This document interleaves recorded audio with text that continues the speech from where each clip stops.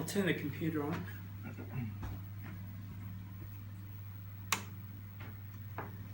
Okay, so as you can see, the computer's come on.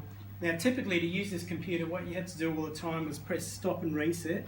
So you had to hold up stop and hit reset, and it sort of resets it to a usable state. Without doing that, nothing will work. So that was the first step. And then the way I've got this machine configured is it actually has ROM installed in it. So I can actually just examine the bootloader for the disk drives. So I've actually set the address. Now I'll explain a bit about how you use this.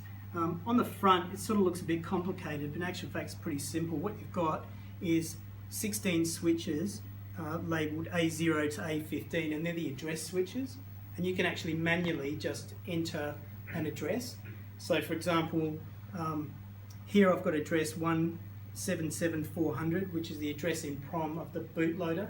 So what you do is you examine the address by pressing this switch here. So that's examined what's in that memory location.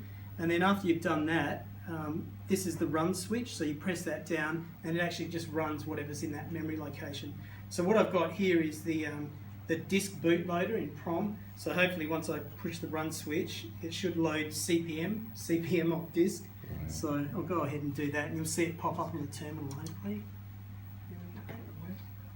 And there we go. So you would have been pretty popular if you had this sort of setup in the 70s, because that's pretty easy compared to the typical way that they did it. You know, putting in all those